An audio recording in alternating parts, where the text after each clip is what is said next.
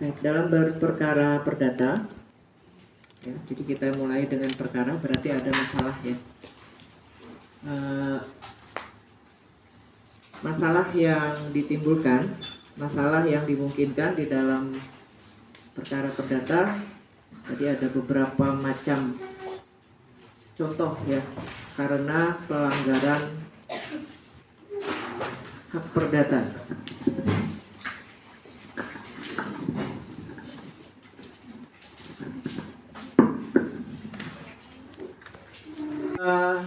Jenis ya, ada dua jenis kalau kita mau ke pengadilan. Ada yang bersifat apa? Masih ingat? Ada dua hal yang bisa kita kemudian sampaikan permasalahan kita ke pengadilan. Ini sepihak, ini berarti ada dua pihak karena mengandung sengketa. Yang ini tidak mengandung sengketa. Pada waktu mengandung sengketa maka akan berhadapan dua pihak ya. Ada berhadapan dua pihak. Pada waktu kita akan mengajukan suatu persoalan, maka kata kunci utamanya adalah harus ada yang namanya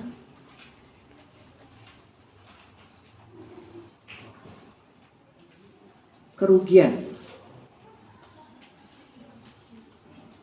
Seseorang kemudian mengajukan suatu gugatan ke pengadilan, itu pasti diawali dengan dasar adanya satu kerugian hak perdatanya.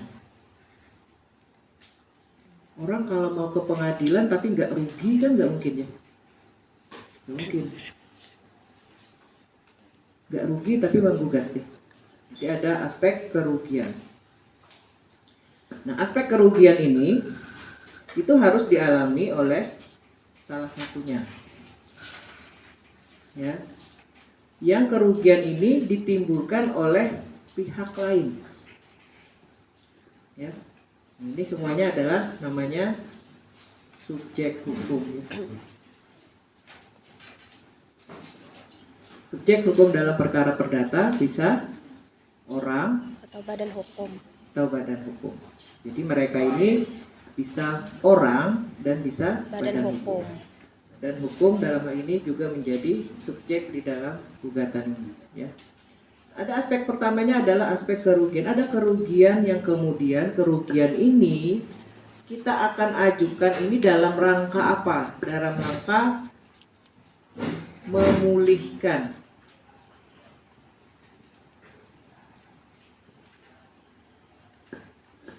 Mengembalikan. Ya. Kita mau mengajukan gugatan itu dalam rangka memulihkan hak perdata yang tadi dirugikan. Ini dasar ya, ini basicnya. Kemudian orang mau menyelesaikan perkara itu ke pengadilan. Jadi orang itu merasakan kerugian yang dia alami oleh pihak lain itu, tentu dia ingin kembali ke seperti posisi semula yang seharusnya dia mendapatkan keuntungan itu ya. Seharusnya mendapatkan tidak mendapatkan kerugian. Bagaimana caranya memulihkan adalah dengan mengajukan gugatan ini ke pengadilan.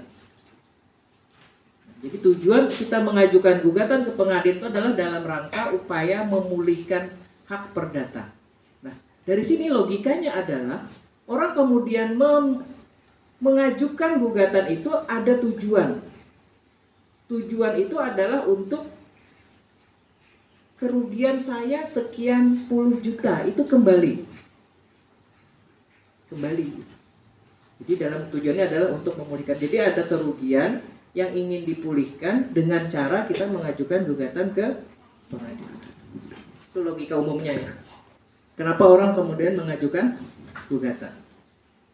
Nah, dari sini maka muncul asas di dalam beracara perdata. Pertama, ya, asasnya adalah hakim pasif. Hakimnya pasif. Maksudnya pasif apa Bu gitu ya? Masa hakimnya pasif? Enak betul hakim enggak itu. Dalam perkara perdata seperti duel singgung sudah minggu lalu, maka inisiatif. Ini ada makna pertama dari hakim pasif. Makna pertama dari hakim pasif adalah inisiatif untuk memulai. Inisiatif untuk memulai itu ada datang dari pihak yang merasa dirugikan. Memulai. Yang memulai bukan orang lain, tetapi pihak yang hak perdatanya dirugikan. Jadi inisiatif ini datang dari pihak yang dirugikan hak perdatanya. Inisiatif datang dari pihak yang dirugikan bukan dari pihak lain. Ya, bukan dari pihak lain. Siapa yang dirugikan? Ini misalnya si A ya. A dirugikan oleh B. A memulai. Nah, kalau kita bicara tadi ya, tema besarnya adalah para pihak. Berarti pihak yang memulai itu adalah pihak penggugat. Dia memulai untuk kemudian berproses. Hakim pasif sampai kepada datangnya inisiatif dari pihak yang dirugikan ini memulai berproses di pengadilan. Ya. Hakim pasif nih dalam rangka memulai inisiatif untuk maju. Hakim kemudian baru aktif hakimnya manakala ini sudah mulai masuk proses di pengadilan. Sejak kapan? Sejak gugatan itu diajukan. Oleh siapa? Oleh pihak yang hak perdatanya dirugikan. Yang namanya adalah si penggugat. Maka sejak itu hakimnya menjadi aktif. Aktifnya apa? Menentukan jadwal sidang, ya, memimpin jalannya proses sidang, menyampaikan beberapa hal terkait proses sidang sampai selesai. Itu udah mulai aktif. Pasif itu kapan? Pasif manakala menentukan siapa yang akan mengajukan. Jadi inisiatif. Ibu kasih contoh perbedaan tadi kemarin udah mungkin Ibu singgung. Kalau di sebelah rumah kita ada satu keadaan rumah tangga yang didasari dengan kekerasan dalam rumah tangga. Sebagai tetangga sebelah, kita punya kewenangan untuk melaporkan itu. Pasien tuh istrinya tuh dipukul setiap hari sama suaminya. KDRT yang dilakukan suami kepada istri bukan ranah privat dia.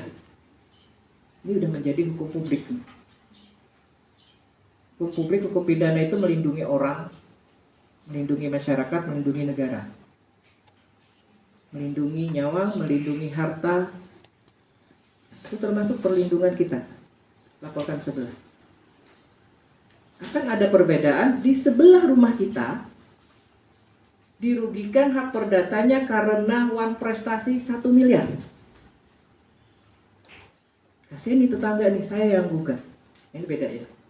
Kita nggak bisa menggugat mewakili tetangga kita, yang tetangga sebelah kita itu dirugikan 1 miliar, tapi tetangga kita itu nggak mau menggugat. Inisiatifnya nggak ada. Ya, namanya siapa nih? Ayah Cindy. Oke. Ayah sama Cindy misalnya pinjam uang ke ayah 1 miliar tadi ya. Cindy tidak membayar sebagaimana yang diperjanjikan. Berarti uang prestasi ya. Tetapi ayah tidak mau menyelesaikan ini dengan mengajukan gugatan ke pengadilan. Ayah mau cari jalan non-litigasi. Saya mau bernegosiasi saja sama si Cindy. Dia mau bayar berapa nih 1 M nih. Kamu bisanya bayar berapa Cindy? 10 kali boleh nggak? 100 juta per bulan. Oke, setuju, deal. Tidak digugat. Nah, sebelahnya lagi tetangganya siapa namanya? Farah ini meradang gitu ya. Kok kamu mau ditunda lagi selama 10 bulan? Saya aja yang gugat. Nah, dalam perkara perdata itu nggak boleh. inisiatif harus datang dari yang dirugikan. Siapa dirugikan? Ayah. Ayah adalah pihak yang dirugikan secara langsung. Jadi ada kata langsung, harus dicatat ya. Kerugian hak perdata itu harus dirasakan secara langsung oleh siapa? Oleh pihak yang akan memulai perkara. Berarti si penggugat. Penggugat itu harus menyampaikan bahwa dirinya memulai perkara ini dengan mengajukan gugatan karena hak perdatanya dirugikan langsung oleh siapa? Oleh Cindy. Farah itu nggak ada hubungan hukum dengan Cindy. Hubungannya cuma bertetangga dengan ayah, nggak bisa. Tadi beda dengan hukum publik ya. Tadi kita contoh yang KDRT, beda. Nah, si Farah ini nggak bisa mengajukan gugatan karena ayah nggak mau gugat, saya aja yang gugat gitu ya. Saya sebagai tetangga yang baik nih, atau sebagai teman yang baik nih, saya mau gugat, nggak boleh. Inisiatif harus datang dari yang namanya orang yang hak perdatanya dirugikan secara langsung. Kata langsung ini menjadi penting karena itu nanti akan disampaikan sebagai bentuk kausalitas legal standing. Apakah ayah memang punya kedudukan hukum sebagai penggugat atau bukan? Orang yang tidak bisa membuktikan bahwa dia adalah memang ada kausalitas sebagai penggugat, wah itu nanti jadi nasibnya akan berubah menjadi pada si gugatannya. Oke, sampai sini paham ya? Bagaimana kalau Farah mau maju? Gitu ya. Akan ada perbedaan antara ayah yang memang menginginkan maju mengajukan gugatan itu sendiri ke pengadilan, ya, dengan dia tidak mau. Oke, sekarang ini ada asas yang nanti ada B, ini ada yang kedua ya. Kita loncat dulu menjelaskan ini. Tidak ada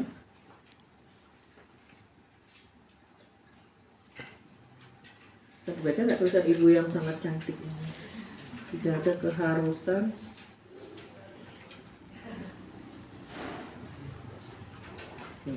makin tua jelek tulisannya makin jelek. Saya waktu SMA kayaknya bagus tulisannya, tapi sekarang jadi nggak bagus. Jadi kalau bimbingan skripsi kadang ibu maaf bu ini permanen ini mewakilkan.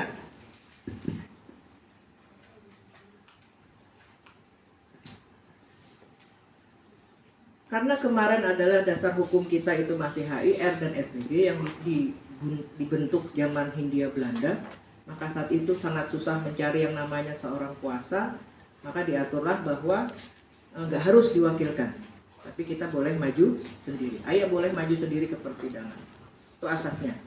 Tetapi zaman sekarang menurut ibu udah tidak relevan gitu, karena kita sangat mudah sekarang mencari seorang lawyer atau advokat untuk membantu kita menjadi seorang kuasa. Ya. Nah ini akan ada perbedaan.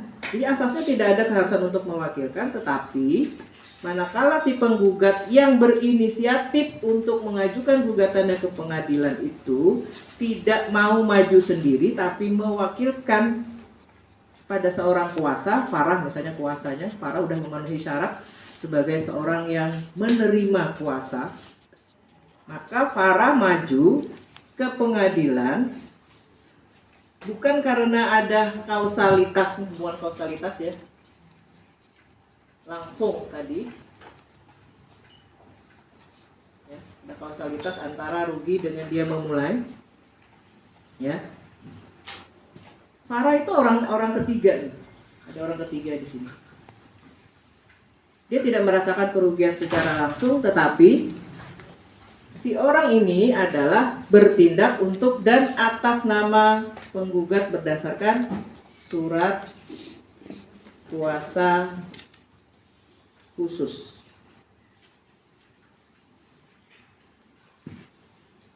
Farah bukan pihak, bukan orang yang hak perdatanya dirugikan, tapi dia bisa bertindak untuk dan atas nama. Untuk dan atas nama, bisa dipahami nggak makna hukum ini?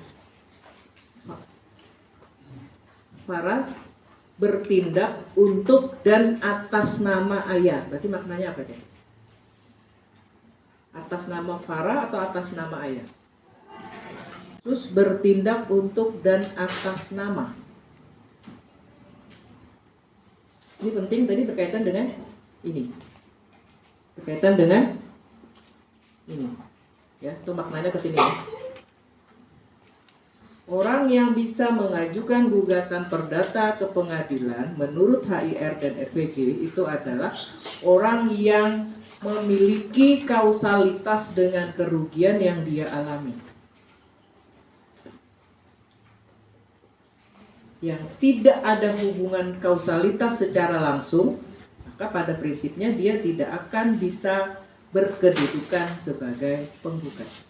Si Farah orang yang tidak merasakan langsung kerugian ini, tapi dia mengajukan gugatan ke pengadilan, tetapi dasarnya adalah surat kuasa khusus yang diberikan oleh, dalam hal ini Ibu contohkan ayah tadi ya, sehingga Farah ini posisinya berdasarkan ini bertindak untuk dan atas nama ini. Oke, sampai sini paham ya kedudukan hukumnya. Karena inisiatif itu harus tetap datang dari pihak ini. Ayah berinisiatif mau mengajukan gugatan kepada Cindy, tetapi diberikan kuasa itu kepada orang lain. Sehingga dokumen ini akan menjadi sangat penting. Ya, sebagai dokumen yang bisa digunakan nanti di pengadilan. Kalau kita kemudian memberi kuasa atau menerima kuasa, maka dokumen ini adalah sebagai syarat utama yang akan nanti ditanyakan oleh majelis hakim begitu diaktif tadi di persidangan yang pertama. Ya. Ini siapa nih penggugat? Penggugat diwakili kuasa? Iya. Siapa? Farah. Farah dari mana? Nanti akan menjelaskan posisinya. Saya adalah advokat dari sini dan seterusnya. Mana suratnya? Kasih suratnya. Kesalahan dalam hal ini adalah masuk ke dalam cacat formil. Kesalahan formil. Surat apa tadi? Cacat formil menyebabkan nasibnya gugatan tidak dapat diterima. Cacat formil. Tidak sah surat kuasanya. Tidak bisa dia berkedudukan sebagai seorang kuasa, ininya dan seterusnya. Maka dia akan menyebabkan salah satu, nanti dalam beracara itu ada cacat material, ada cacat formil. Cacat formil.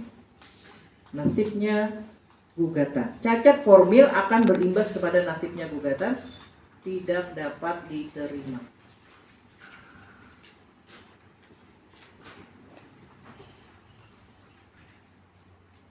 Ya.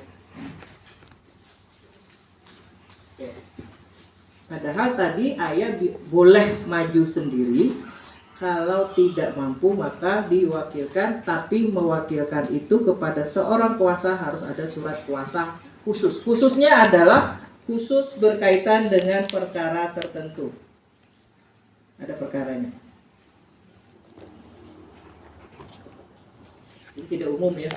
Si Farah ini selain ke pengadilan juga nanti mewakili untuk ini, mewakili untuk itu umum namanya. Semua dikuasakan, nggak boleh ya. Nah, ini adalah khusus. Perkara apa nih? Pinjam meminjam antara A dan B yang dirugikan tadi berapa utang piutangnya? 1 miliar, itu kasusnya. Khusus untuk itu saja. Nggak boleh tambah-tambah yang selain itu nanti juga yang itu ya, yang itu nggak boleh. Ya. Oke. Tidak ada harusan mewakilkan. Inisiatif datang dari pihak langsung. Ya, kerugian harus secara langsung, karena ini nanti akan berkaitan dengan kedudukan hukumnya.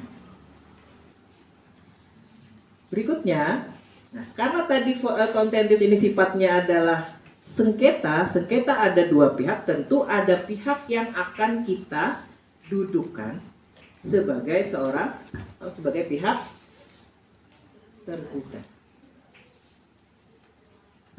Hakimnya pasif. Yang aktif siapa? Penggugat. Yang aktif penggugat. Siapa yang menentukan tergugatnya? Yang tahu adalah ini. Siapa yang tahu yang merugikan secara langsung hak perdatanya? Hanya ayah. Yang lain nggak tahu. Karena ayah yang memulai. Untuk memulihkan 1M-nya, ayah yang tahu siapa yang merugikan dia. Sehingga dalam menentukan tergugatnya siapa, itu ada pada kewenangan penggugat. Jadi penggugatlah yang menentukan siapa saja yang akan dia tempatkan sebagai tergugat, bukan orang lain, apalagi hakim. Hakim tidak punya kewenangan untuk itu. Ayah, kamu mau gugat siapa ya? Mau gugat Cindy. Saya tambahin ya, ada 4 orang lagi. Nggak boleh. Yang menentukan adalah penggugat. Dia mau gugat siapa? Karena dia yang tahu. Karena tadi dia yang merasakan secara langsung. Oh, bukan Cindy saja yang merugikan saya nih. Juga ada si A, si B, si C. Ada 4 orang. Jadi, siapa yang namanya penggugat? Penggugat adalah orang atau pihak yang memulai perkara karena merasa hak perdatanya dirugikan dengan menarik pihak lain yang dirasa merugikan hak perdatanya. Ya, dia memulai berarti dengan menempatkan pihak lain ini ke depan persidangan ini karena dia merasa inilah orang yang hak perdatanya itu juga oleh ini. Ada berapa? Menentukan luasnya tergugat ini atau berapa macam orangnya, ada berapa banyak, ada 1, ada 2, ada 3 dan seterusnya, itu ada pada penggugat. Kalau tergugatnya 1 cukup ditulis tergugat. Ternyata lebih dari 1 Bu, ada 3, maka kita harus spesifikkan menjadi T1, T2, T3. Siapa yang susun ini? Penggugat. Sebenarnya ada 3 sih Bu, gitu ya. Tapi saya nggak mau yang 2 ini. Saya mau ini saja. Tidak boleh. Jadi kalau ada 4 dimasukkan. Kalau ada 5, 5. Kalau ada 1, 1. Siapa yang tahu? Penggugatnya. Kan nggak bisa pilih-pilih ya. Saya sayang sama ini, nggak boleh nih, nggak usah nih. Ini aja nggak boleh. Kenapa? Ini nasibnya nanti akan berimbas juga kepada si gugatannya. Ya. Menjadi error in persona.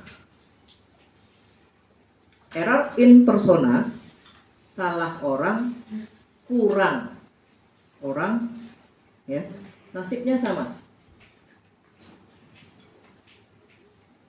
Jadi penggugat itu kalau mau menggugat harus mikir dulu, ini siapa nih yang merugikan hak perdata saya? Siapa saja? Nah, akan berimbas kepada error in persona. Atau sebenarnya bukan ini orangnya.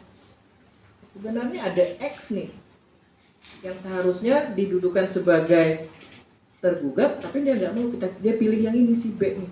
Berarti error in persona, salah orang, salah pihak. Hati-hati.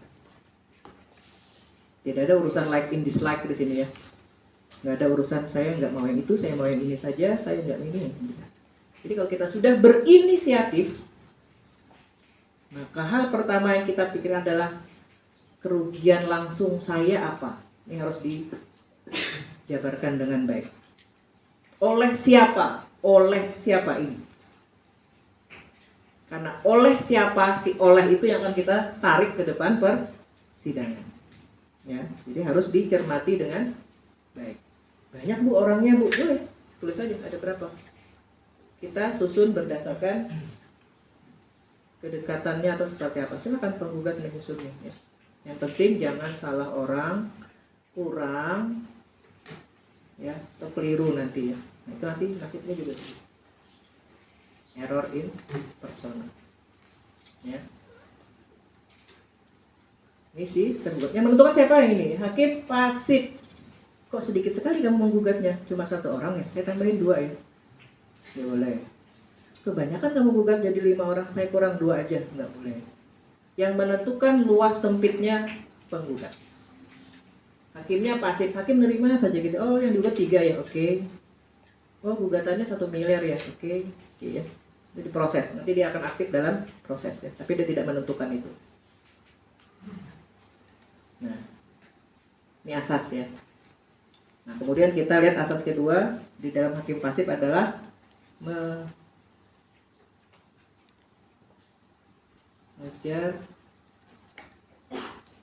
kebenaran formil.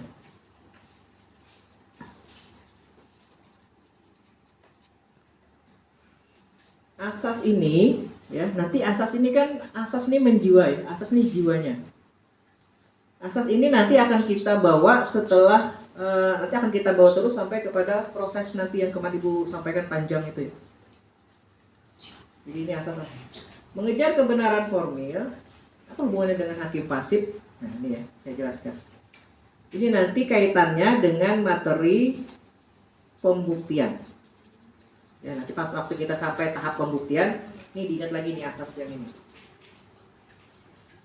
Tadi kita kembali ke sini, kembali ke para pihak ini. Penggugat memiliki legal standing mengajukan gugatan karena dia dapat menjelaskan dengan baik kerugian hak perdatanya secara langsung oleh pihak ini. Nah, pada waktu dia sudah berinisiatif, mengambil inisiatif itu untuk mengajukan gugatan, maka ini beban pembuktian ada pada penggugat.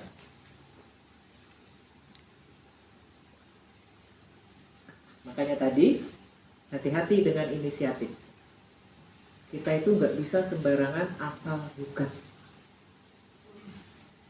Saya punya banyak uang kok, bisa bayar ini, saya mau gugat dia. Hati-hati.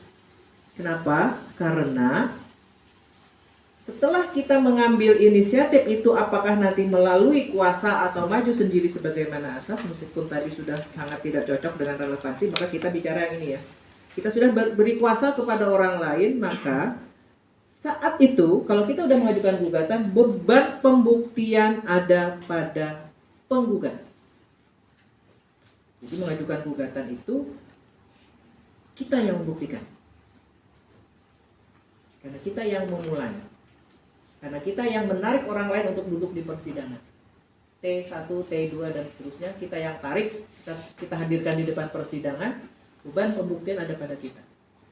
Asasnya adalah siapa yang mendalilkan, dia yang membuktikan. Ini sama nih sebagai prinsip, bisa dipakai dalam prinsip hidup ya. Enggak kok saya, gitu kan. Buktikan. Dia nih yang merugikan hak perdata saya nih. Dalam kasus ini nih, utang piutang nih, saya rugikan nih 1 miliar nih. Dan seterusnya, pada waktu menguraikan itu, maka dia akan dibebani beban pembuktian. Oke, buktikan apa?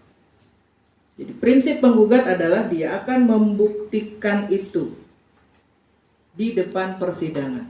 Pembuktian di depan persidangan yang disajikan oleh penggugat. Hakimnya pasif. Oke, kamu memulai, kamu menggugat, silahkan sajikan. Kamu punya bukti apa? Hakim aktif menilai pembuktian yang diajukan. Yang mengajukan buktinya, yang menghadirkan itu nanti di depan persidangan, macam alat buktinya apa, ada pada penggugat. Hakimnya pasif. Oke, silahkan kamu buktikan. Apa yang sudah kamu sampaikan di dalam gugatan. Hakim akan aktif di dalam menguji ini. Bisa nggak pembuktiannya seperti ini? Cocok nggak dengan ini? Ada kausalitas nggak yang bukti yang diajukan? Relevansi nggak? Punya relevansi nggak dengan kasusnya? Dan seterusnya, dan seterusnya. Siapa yang punya? Bebannya tadi ada di pundaknya penggugat. Ya, oke. Jadi ini prinsip nanti kita pada waktu bicara tentang hukum pembuktian. Asas pembuktian adalah siapa yang mendalilkan. Cindy berutang kepada Ayah 1 miliar. Kapan perjanjian itu dimulai? Kemarin 1 Februari 2022. Cindy menyampaikan itu ya, cerita itu. 2022 1 Februari. Bisa nggak kamu buktikan bahwa 1 Februari 2022 itu Cindy pinjam uang kepada kamu 1 miliar? Bisa? Buktinya apa? Ada kok suratnya. Otentik atau di bawah tangan? enggak lisan misalnya. Itu kan sesuatu yang kita bisa sampaikan. Lisan tertulis di bawah tangan otentik akan memiliki kekuatan pembuktian yang berbeda. Siapa yang akan menguji? Ini. Pada waktu dia aktif. Penggugat apa? Sampaikan saja. Dia menyampaikan. Ada kok buktinya sama notaris X kemarin, gitu ya. Berarti otentik. Akan ada perbedaan kekuatan pembuktian otentik di bawah tangan atau hanya lisan. Selain itu saya punya saksi kok satu yang ikut menyaksikan saya menyerahkan uang itu secara langsung, disaksikan oleh ini dan seterusnya. Saya punya catatan lagi, saya punya bukti yang lain dan seterusnya dan seterusnya. Siapa yang menyampaikan? Penggugat. Di mana? Nanti di depan persidangan dalam tahap pembuktian. Pembuktian yang disajikan oleh penggugat di depan persidangan sesuai dengan ketentuan peraturan perundang-undangan. Tentu berkaitan, berarti karena pembuktian berarti sesuai dengan ketentuan hukum pembuktian perkara perdata. Apa macam alat buktinya, apa yang boleh disajikan, bagaimana nilai kekuatannya, dan seterusnya. Bagaimana cara mendapatkan bukti itu, melawan hukum atau bukan, dan seterusnya. Ya, silakan disajikan. Hakimnya pasif yang menentukan ini, ya, karena setiap dalil. Oke. Kamu sampai sini ya. Tidak mampu membuktikan. Ya. Gugatan itu kan nasibnya ada 3 ya.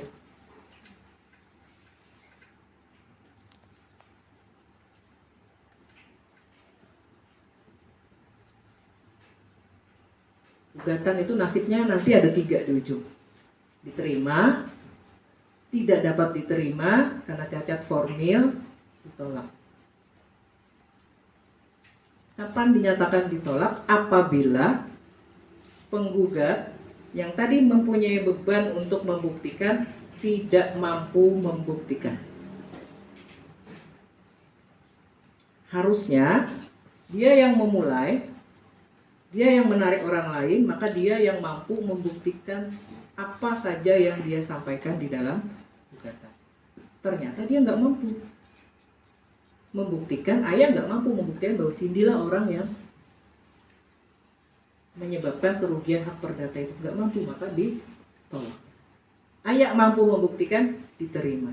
Ayah di dalam mengajukan gugatan itu ada cacat formil, tidak dapat diterima. Simpel. Kapan itu diketahui? Sebenarnya sejak dari awal kita memulai sudah tahu ini nasibnya kira-kira bagaimana nanti ini.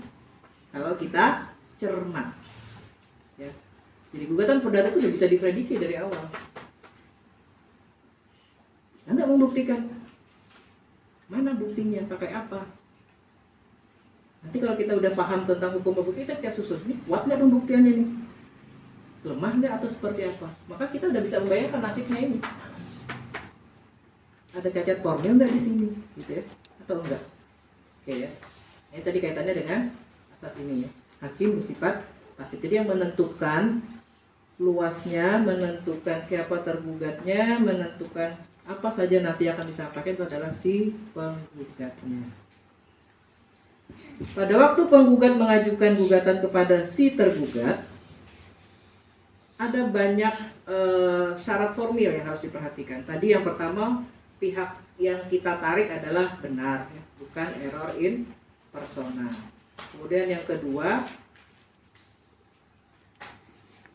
waktunya tepat ya. Si Ayah meminjamkan kepada Cindy, janjinya jatuh waktu atau jatuh tempo pembayaran terakhir itu nanti tanggal 30 Agustus 2024. Yang diawali tadi perjanjiannya mulai dari 1 Februari 2022. Hari ini 27 ya. Hari ini 27 Agustus Ayah sudah gugat. Berarti belum cukup waktu atau gugatan itu prematur. Belum bisa kita mendudukan si Cindy sebagai seorang yang wan prestasi karena masih ada waktu 3 hari dia untuk membayar. Kan tadi janjinya adalah 30 Agustus. 30 Agustus itu didapat dari mana? dari adendum, dari perubahan kah, atau dari kontrak utamanya kah, atau seperti apa, itu bisa dibuktikan. Dalam kontrak kemarin bulan Juli gitu, tapi dia setuju kok untuk untuk membayarnya diundur 1 bulan misalnya, karena ada perubahan di dalam kontrak. Nah, perubahannya seperti apa? Maka kemudian menjadi apa? Nah, itu nanti bisa dibuktikan semua. Sepanjang ayah bisa membuktikan bahwa tidak ada perubahan tentang batas waktunya tetap Juli, berarti dia bisa membuktikan itu nanti di depan persidangan. Sementara si Cindy berdalih, enggak kok diperpanjang kok 1 bulan, kemarin kan kita ada perubahan menjadi 30 Agustus 2024. Nah, kalau si Cindy bisa membuktikan itu, maka menjadi gugatannya waktunya adalah prematur, terlalu cepat mengajukan gugatan. Sehingga di dalam proses pembuktian ini tadi ya, siapa yang mendalilkan membuktikan, siapa yang membantah membuktikan. Ini nanti dalam prinsip hukum pembuktian. Cindy mendalilkan ayah wan prestasi karena sudah lampau waktunya dari Juli ke Agustus. Cindy membantah, saya belum lampau waktu karena ada perubahan kontrak, perpanjangan 1 bulan. Berarti dia membantahnya. Siapa yang membantah membuktikan? Berarti Cindy mempunyai beban pembuktian, membuktikan perpanjangan itu ada atau tidak. Jadi akan berlawanan. Jadi dalam prinsip pembuktian perdata, mendalilkan membuktikan, membantah membuktikan. Gak benar tuh saya jatuh waktunya Juli, yang benar Agustus, buktikan. Gak benar Agustus, yang benar adalah Juli, buktikan. Jadi mendalilkan, membuktikan, membantah juga membuktikan. Oke ya. Nih. Karena kalau kita menggugat itu terlalu cepat, maka nasibnya juga akan ini. Kalau kita menggugat si tergugat terhadap perkara yang sudah pernah ada putusan, perkaranya sama, sudah pernah juga diulangi lagi, maka akan kena yang namanya apa istilahnya? Nebis in idem. Maka juga begini, terlalu cepat atau sudah pernah cacat formil. Oke ya. Nah, penggugat yang mau mengajukan gugatan ke tergugat juga harus mengetahui ke pengadilan mana dia akan mengajukan gugatannya. Salah di dalam menentukan pengadilannya, baik kesalahan absolut mutlak atau kesalahan relatif, itu juga cacat formil yang nasibnya ini. Ya. Jadi ada banyak hal yang bisa menyebabkan gugatan itu dinyatakan tidak dapat diterima. Ini bisa kita nanti lakukan nanti di dalam eksepsi, membantah. Kenapa saya digugat di Pengadilan Negeri Banjarmasin? Kan harusnya nggak di sini. Bantah. Kenapa saya digugat sekarang? Kan belum cukup waktunya. Kan saya belum prestasi. Bantah. Kenapa saya digugat lagi? Kan sudah kemarin. Nebis in. Kenapa saya yang digugat? Salah orang ya. Kenapa cuma saya? Kan harus ada yang lain juga. Jadi tadi error in persona. Ada beberapa yang kemudian menyebabkan kita berada pada posisi nasib gugatannya itu adalah cacat formil. Ini ya. Ini baru 2 asas. Dalam prosesnya seperti ini. Jadi siapa pihak yang para pihak di dalam mengajukan gugatan? Para pihaknya adalah penggugat dan tergugat. Ya, penggugat dan tergugat. Siapa yang menentukan tergugatnya? Penggugatnya. Ada berapa banyak penggugat? Menentukan siapa tergugatnya. Penggugatnya banyak, Bu. Banyak sekali. Dulu satu kelas ini dirugikan semua oleh satu pihak misalnya. gugatnya satu-satu ya gitu. Tergugatnya nih, tergugatnya satu orang nih. Tapi yang dirugikan itu banyak orang. Apakah kita tulis P1, P2, P3 dan seterusnya? Enggak boleh. Ya. Kalau penggugatnya lebih dari satu, nggak perlu pakai P1, P2, P3. Penggugat 1, penggugat 3 yang kita boleh itu adalah yang tergugat ini, yang kita susuni 1, 2, 3-nya. Tapi kalau penggugatnya nggak perlu. Cukup masuk ke dalam kelompok penggugat. Kalau banyak sekali, baru kemarin ada perma yang namanya tentang perma kelas action. Terus dari dulu kita cari ya. 1/2002. Gugatan perwakilan kelompok. Karena saking banyaknya orang yang dirugikan, maka dia berkelompok-kelompok daripada gugatnya satu-satu. Oke, kita gugat masing-masing. Semua orang merasakan hak perdata dirugikan secara langsung. Gugat nih. Maka ada masuk 100 gugatan ke Pengadilan Negeri Banjarmasin. Perkaranya sama, tergugatnya sama. Semuanya sama, nggak efisien. Jadi kalau banyak, maka kita masukkan ke dalam kelompok ini. Seperti itu nggak caranya sama, cuma pengelompokan penggugat daripada menggugatnya satu per satu. Itu tidak efisien di dalam proses persidangannya. Jadi perlu digabung. Maka kita perlu mekanisme ini jika penggugatnya banyak. Jika tidak banyak, pakai yang ini. Ya. Ada 4 bu, udah masukkan penggugat saja. Nggak perlu penggugat 1, penggugat 2, penggugat 3 nggak perlu. Jika banyak baru pakai model ini. Siapa nanti yang bisa menilai apakah pakai model ini dan pakai ini? Hakim. Hakim yang menilai ini nggak cocok nih pakai ini, kita pakai model yang begini. Nanti dia akan memberikan informasi itu. Berapa nilai gugatannya? Berapa yang dirugikan tadi? Apakah di bawah 500 juta atau sama dengan 500 juta? Maka kita pakai yang namanya gugatan sederhana. Masuk di perintah ya. Nah, ini yang menentukan nilainya, nilai rugi. Nilai rugi berapa? 450 juta. Boleh pakai GS. Gugatan sederhana. Tadi 1 miliar, Bu. Nanti nggak bisa GS ya. Karena gugatan sederhana hanya terbatas kepada maksimal 500 juta. Nanti pakai cara biasa. Yang menentukan apakah gugatan sederhana atau tidak, nilai kerugian yang diajukan oleh si penggugat. Yang menentukan apakah pakai kelas action atau tidak, berapa banyak penggugatnya. Kalau perma itu dia tidak menyebut angka ya. Bu, 50 banyak nggak? Apa banyak itu harus 100, 500? Itu hakim yang menilai. Karena di situ cuma ditulis banyak gitu ya. Jadi makna banyak itu ditafsirkan oleh hakim. Maka nanti pakai model ini atau yang gugat biasa. Oke, sampai sini paham ya? Nah, ini kemudian tadi kita menentukan siapa penggugat dan tergugatnya. Jadi semuanya ada pada pihak ini. Dia mau gugat siapa? Nanti dia akan yang membuat gugatannya.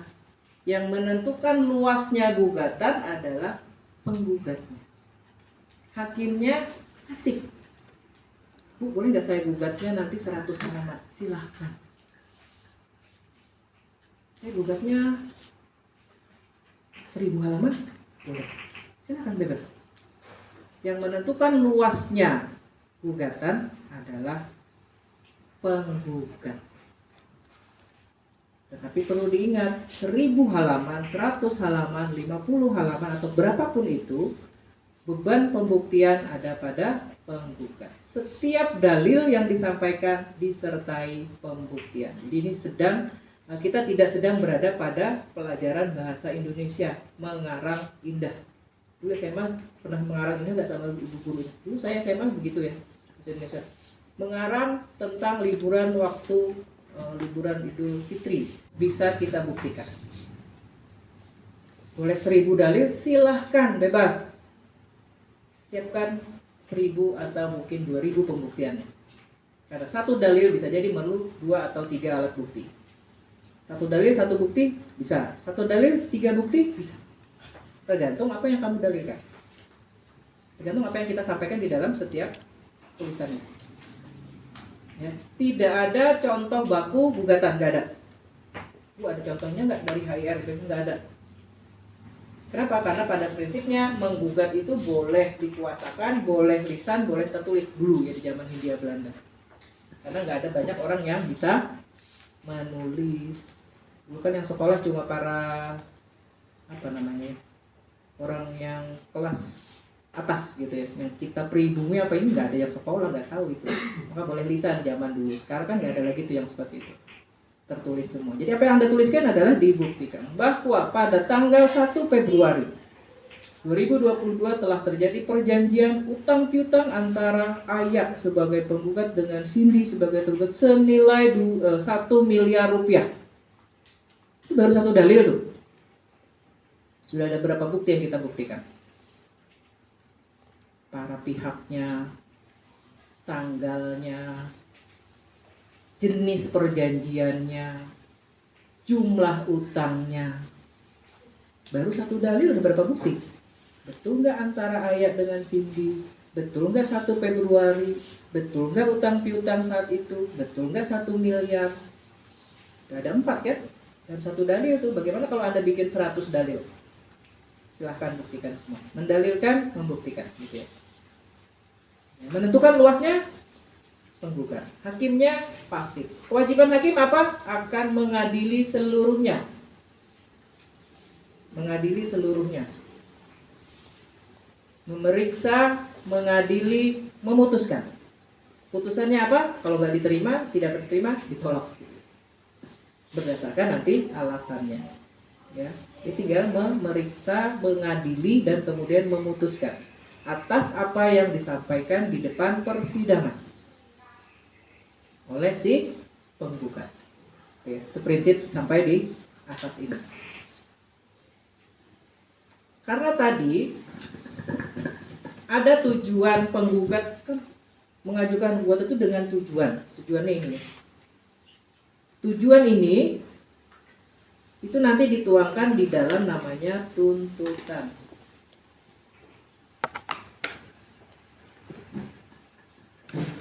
Tuntutan itu kalau bahasa sederhananya maunya penggugat apa? Apa yang diinginkan penggugat dari gugatan ini? Dia menuntut apa? Yang mau dipulihkan itu apanya? Apakah sejumlah uang? Apakah ada satu perbuatan tertentu? Atau yang mana? Siapa yang tahu? Ya penggugatnya kan? Karena saya dirugikan oleh Cindy 1 miliar, maka saya mau kembali uang itu. Kan gitu ya. Dirugikan uang 1 miliar, kembali uang relevan ya. Berkesesuaian. Rugi uang, balik uang. Maka dimasukkan itu di dalam tuntutan. Oleh siapa? Oleh penggugat. Rugi uang, baliknya karena saya dirugikan 1 miliar, maka saya mau isi gudangnya Cindy diserahkan sama saya. Gak ada hubungannya. Kenapa tiba-tiba minta isi gudangnya dia? Tadi ceritanya tentang apa sih ini? Ya, jadi harus relevan. Ini rugi uang, minta balik mobil. Tidak ada hubungannya. Jadi harus relevan antara yang dirugikan apa dengan yang diminta apa. Harus ada benang merah. Harus ada kesesuaian antara yang kita bercerita tadi ya dengan apa yang kita minta. Tidak sesuai antara yang disampaikan, diceritakan di dalam gugatan dengan apa yang diminta. Itu nanti nasibnya juga kepada si gugatan ini.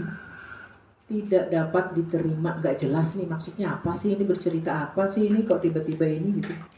Karena saking mengarang indahnya, Sudah terbiasa bahasa Indonesia mengarang indah mana yang baik-baik aja diceritakan, yang atau dalam hal ini membuat seperti terbuat itu salah betul ya, kita mengarang gitu ya, mengarang. Tapi akhirnya nggak jelas nih cerita apa ini, pinjam meminjam kah, jual beli atau apa, nggak jelas. Kalau tidak jelas di dalam menguraikan itu dan tidak diketahui ini apa sumber masalah apa, maka bisa dinyatakan tidak dapat diterima. Obscure label, kabur. Ibu sering kok mendapat jawaban yang obscure label, ini kabur nggak jelas ya. Ini jawab apa sih, ini pertanyaan apa, jawabnya kemana, panjang tetapi ya satu halaman full jawabannya, tapi nggak jelas. Ngalur ngidul nggak jelas tentang jawabannya. Obscure label, kabur. Jadi pada waktu dia menyampaikan apa saja tentang kasusnya, meskipun tadi bebas menyusunnya, tapi buatlah yang jelas, singkat, jelas, padat gitu ya. Jangan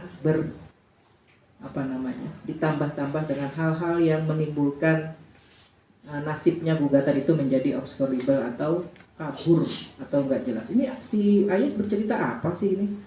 Pada suatu hari hujan rintik-rintik, malam Kamis, datanglah Cindy pakai baju merah, jilbab hitam bersama temannya untuk meminjam uang kepada saya. Yang penting yang mana yang meminjam uangnya? Yang tadi hujan rintik-rintik itu nggak penting kan ya? Dia tidak sedang mengarang indah. Malam Kamis itu tanggal berapa? Nggak jelas. Malam Kamis yang mana? Nggak ada tanggalnya, nggak jelas. Singkat jelas, 1 Februari 2022, hari Kamis. Tegas dan jelas. Nggak jelas, tidak dapat diterima. Jadi ada banyak sekali ya yang kemudian menyebabkan nasibnya gugatan kita itu nanti NO. Itu siapa yang menentukan? Penggugat juga. Ya, jadi penggugat dia mempunyai legal standing, menjelaskan kedudukan dia sebagai penggugat, apakah dia memiliki kedudukan hukum sebagai penggugat ini. Ya. Ini baru 2 asas saja dan asas yang berikutnya. Ya, supaya kita pelan-pelan. Nah, sampai sini, ini adalah ketentuan yang ada di dalam HIR. Ada kausalitas secara langsung. Tetapi di dalam perkembangan hukum acara, ya, dalam perkembangan hukum acara ada yang kemudian tidak punya hubungan secara langsung kerugian itu, tapi boleh mengajukan gugatan. Zaman ibu kuliah dijelaskan cuma sampai sini. Ibu nggak ada cerita tentang ini waktu ibu kuliah dulu ya. Karena nggak ada sih, ini munculnya 2002. Setelah ibu jadi dosen ya, baru ada nih. Waktu ibu kuliah nggak pernah dijelaskan tentang ini karena belum ada. Nah sekarang, selain ada class action karena tadi penggugatnya banyak, maka ada juga perkembangan dalam hukum acara yang mengadopsi dari sistem hukum common law, ya, yaitu adalah gugatan yang penggugatnya boleh mengajukan gugatan meskipun tidak merasakan kerugiannya langsung. Ini ibu tanamkan yang langsung dulu ya. Tapi ada beberapa kasuistis kemudian boleh kok yang nggak langsung gitu. Yang dia yang rugi siapa, yang mengajukan siapa. Jadi nggak mesti kita yang dirugikan dulu baru bisa jadi penggugat. Ada 2 keadaan. Ini menjadi perkembangan dalam hukum acara perdata. Yang pertama, teman bisa sampaikan citizen lawsuit. Ini tidak dikenal di dalam hukum acara Indonesia, tetapi kemudian diterima. Yang berikutnya adalah gugatan dari organisasi yang berbadan hukum. Gugat organisasi. Ada sebuah organisasi, dia merasakan kerugian langsung enggak? Kenapa dia boleh gugat? Gitu. Ini ada 2 yang pengecualian dari yang tadi ibu jelaskan. Ini kata kunci ini berkaitan dengan ini, baru bisa ke sini. Ya, pengecualian dari ini ada pada dua materi ini, citizen lawsuit dan gugat oleh sebuah organisasi yang berbadan hukum. Tentu karena ini pengecualian, kalau kita baca biasa di hari-hari ya, syarat dan ketentuan berlaku gitu ya. Jadi tidak semua, ini perlu ada syarat-syarat khususnya ya, sehingga dia bisa menggunakan ini sebagai dasar untuk mengajukan juga gugatan kepada si tergugat. Penggugatnya khusus, tergugatnya khusus ya. Proses ininya juga khusus. Ada beberapa syarat-syarat yang harus dipenuhi jika ingin menggunakan ini. Jadi kalau ini lihat dari nilai kerugiannya. Kalau class action lihat penggugatnya berapa banyak. Ya. Jadi Anda bisa membedakan ini. Gugat sederhana dalam hal apa? Gugat yang langsung seperti itu, kausalitasnya seperti apa? Citizen lawsuit seperti apa? Hak gugat organisasi seperti apa? Dan class action seperti apa? Oke, untuk menjelaskan ini semua, Ibu Nita nanti kita membuat jurnal. Jurnalnya dalam bentuk buku laporan jurnal, buku laporan kegiatan kita. Jadi masing-masing orang nanti punya buku, beli buku yang agak tebal. Bukunya nanti kita gunakan selama 1 semester ya. Jadi yang pilih yang agak tebal. Ini nanti dikasih materi tanggal berapa hari? 27 ya. Oke. Isinya ya di materi ini nanti Anda akan menjelaskan ini yang disampaikan. Uraikan tentang ini kayak semacam resume ya. Ini.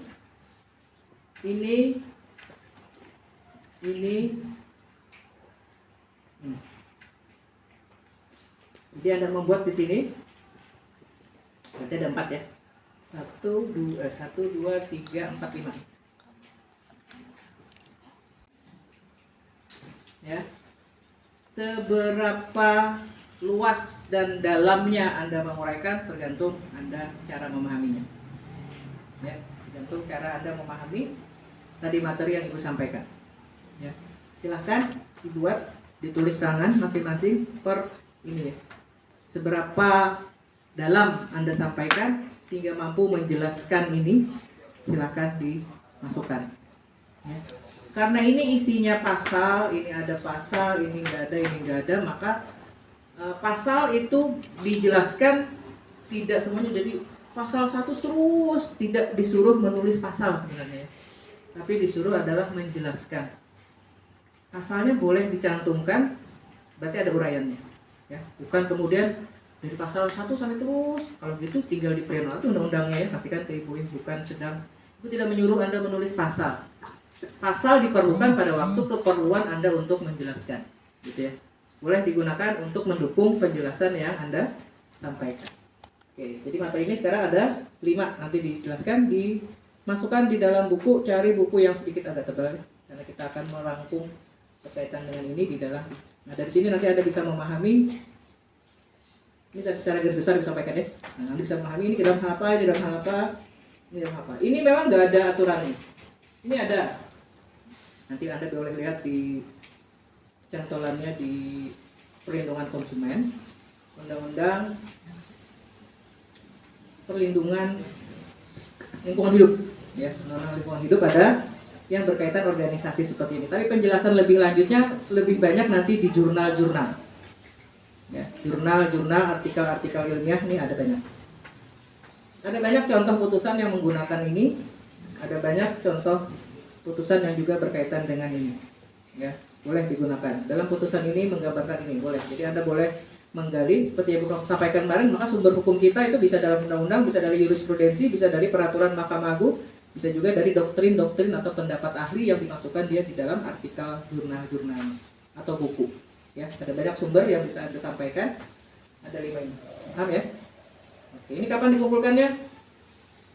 Ditulis dulu ya. Nanti di akhir akan kita lihat. Oke. Paham tugasnya? Paham. Baik.